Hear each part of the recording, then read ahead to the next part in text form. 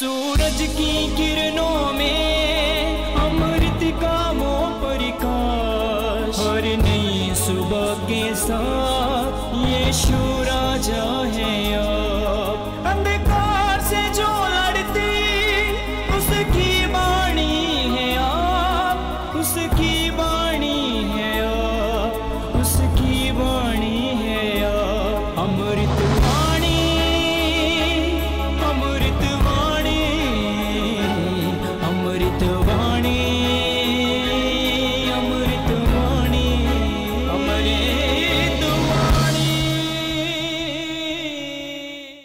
पहला पाठ रोमियो के नाम सन पौलुस का पत्र, अध्याय 15, पद संख्या 14 से 21 तक।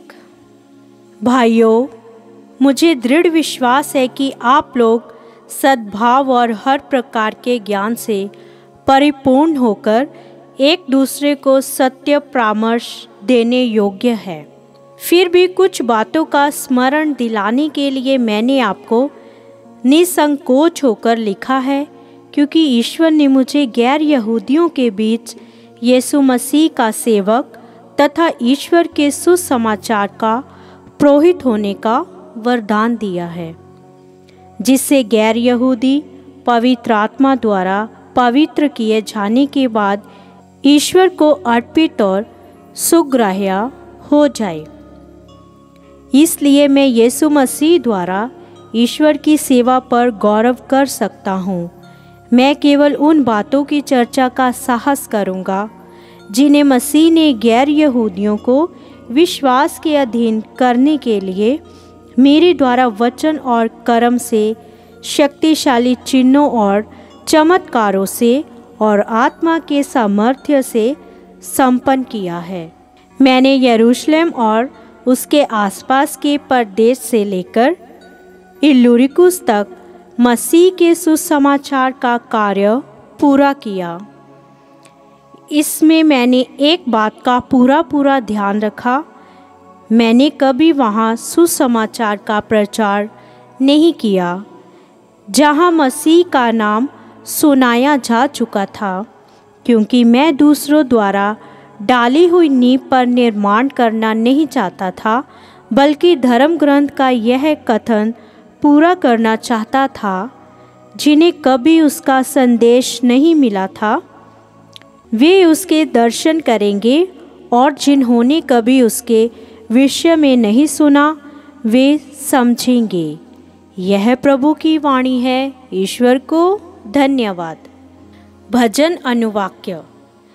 प्रभु ने सभी राष्ट्रों के लिए अपना मुक्ति विधान प्रकट किया है। प्रभु ने सभी राष्ट्रों के लिए अपना मुक्ति विधान प्रकट किया है। प्रभु के आदर में नया गीत गाओ, क्योंकि उसने अपूर्व कार्य किए हैं। उसके दाहिने हाथ और उसकी पवित्र भुजा ने हमारा उद्धार किया है। अनुवाक्य।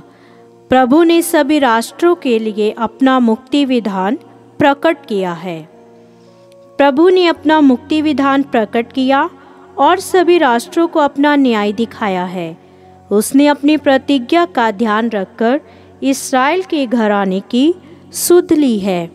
अनुवाक्य। प्रभु ने सभी राष्ट्रों के लिए अपना मुक्ति विधान प्रकट किया है। पृथ्वी के कोने कोने में हमारे ईश्वर का मुक्ति विधान प्रकट हुआ है। समस्त पृथ्वी आनंद मनाए और ईश्वर की स्तुति करे। अनुवाक्य। प्रभु ने सभी राष्ट्रों के लिए अपना मुक्ति विधान प्रकट किया है। जय घोष। जो मसीह की आज्ञाओं का पालन करता है, ईश्वर का प्रेम उसमें परिपूर्णता तक पहुंचता है। हालेलुया।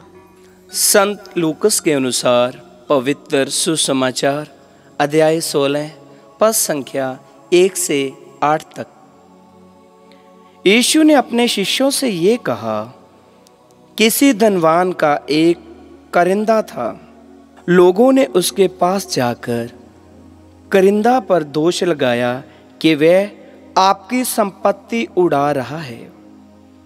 इस पर स्वामी ने उसे बुलाकर कहा, मैं तुम्हारे विषय में ये क्या सुन रहा हूँ? अपनी करिंदागरी का हिसाब दो, क्योंकि तुम अब से करिंदा नहीं रह सकते।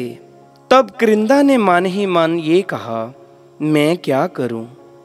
मेरा स्वामी मुझे करिंदागरी से हटा रहा है। मिट्टी खोदने का मुझ में बल नहीं, भीख मांगने में मुझे लज्जा आती है।